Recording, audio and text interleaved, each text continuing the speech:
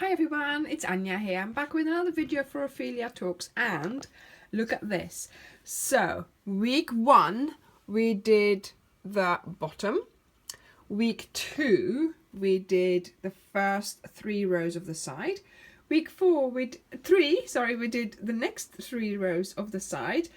And this week we are on to our last 5 rows, the shells, and then a decoration as well. Okay, so we will finally have finished our base or our bag of our bag, and then next week we will start on the handles. So this is what we are going to do this week. Right, so we're ready to get started, and yes, we are going to do another 5 rows of parchment. Now the reason why I've chosen to do another 5 is not only because I think it needs the height, but also because of the contrast that we are going to create later on. So it would be nice if it had sort of quite contrasting colors, because that way you know, the decoration, the shells and the other decoration will stand out better. So there we go. I'll see you at the end of your 5 rows.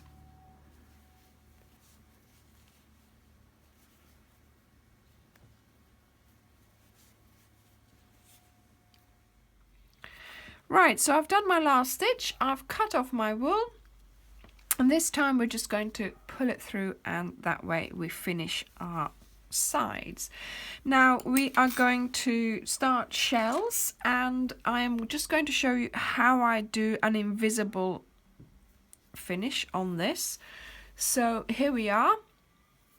We've got our last stitch here, we've got our thread coming out, I've threaded it onto a needle, and now we're going to create a fake stitch by going into there, like so, and lying that flat, and then going into that stitch there, and just creating another little V there, and you pull it a little bit tighter and it looks like, you know, just a normal V, and you can't see the difference. Now, let's sew in this end, so we are done with this. And what I'm going to do now is I'm going to take the pale rose, she says. It's always easier said than done. And we're going to start our shells.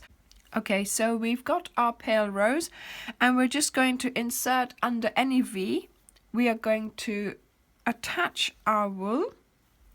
You're going to pick up your wool there, like so, and I am going to do 3 chains.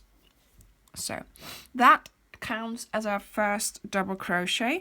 Then we are going to do 6 more to create a nice shell. You could do 5 double crochets in your shell, or 7. So in this case we're doing 7 because that creates a nice shell.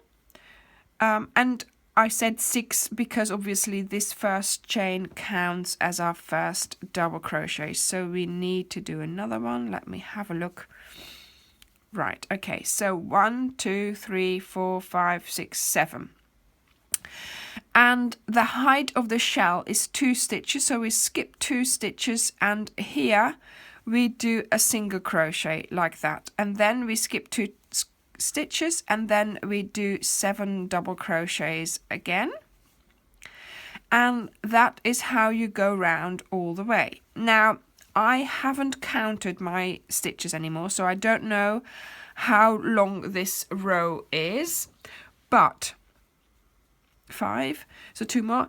That doesn't matter, because if the shells don't meet up here in the end, we're going to attach handles, so you're not going to see that.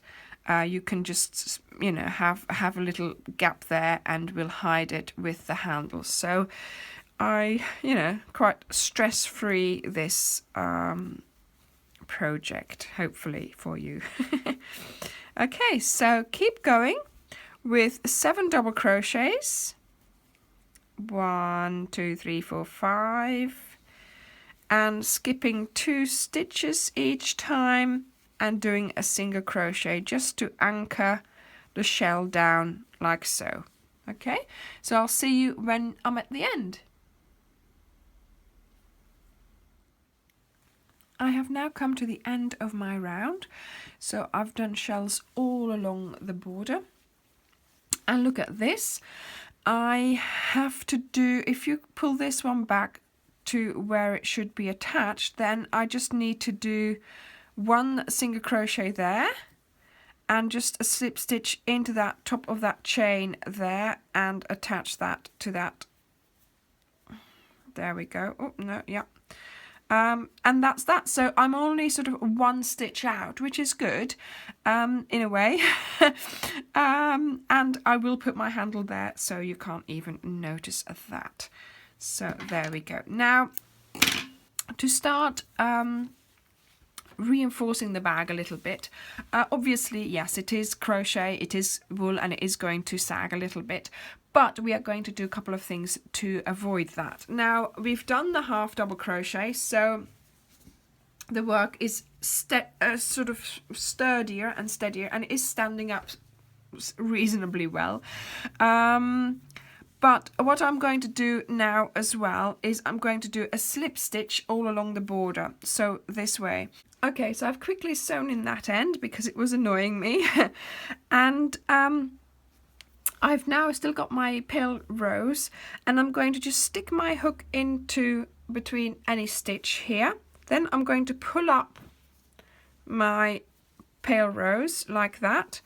Then you have to make sure that you hold your end there, because otherwise it gets a little bit confusing. You hold your other one in your hand, your wool, and you're going to start pulling up your wool from the back to create little slip stitches. Now, not only is this going to give us a nice edge around the edge of our work, it is also going to help with the sturdiness of the bag. So let me just show you. Let me just do a few more, and give it a little tug every time from the back there. Give it a little tug so the stitches are tight but not too tight. Now look here, look, 2 shells, and you can sort of pull them quite a lot. Here, 2 shells, that doesn't pull. So this is going to help with the sturdiness of our bag, with keeping it in shape. And I thought of doing a row like this in every colour, so with the sort of contrasting colour, but that would make it really sturdy and sort of, not bulge out. It would help to keep the shape, but maybe that's a bit too much. So what I mean is here, do one with the pale rose, here do one with the grape, and so on. So do, make contrasting stitching almost. Right, so I will see you at the end of this row.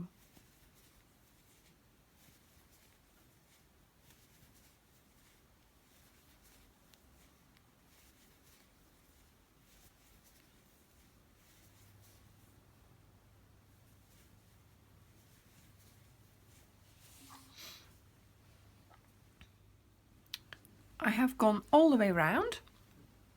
I've even done one in that sort of last stitch there. And can you see? Yeah. So now I'm going to just cut off this wool here, so the one that I was working with. Then I am going to take this out as well.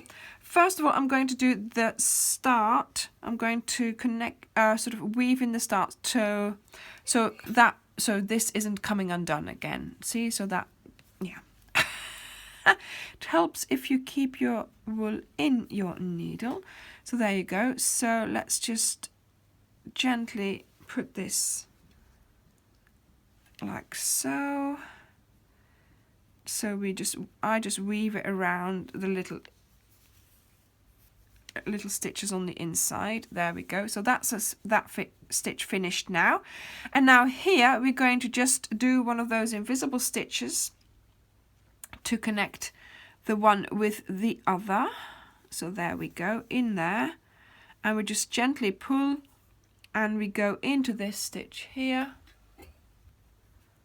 So I've taken this one, go under the previous one, and now I'm going into this one here and through.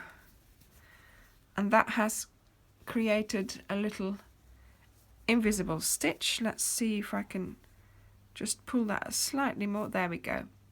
Okay, and then you can't see the end. Not that it's that important, because this is exactly the place where we are going to be putting that handle. And the handle that does not sag is the subject of our next episode. So this is for you to finish now, weave in all your ends so that next week you're ready for the handle. Thank you very much for watching, and I'll see you next time. Bye.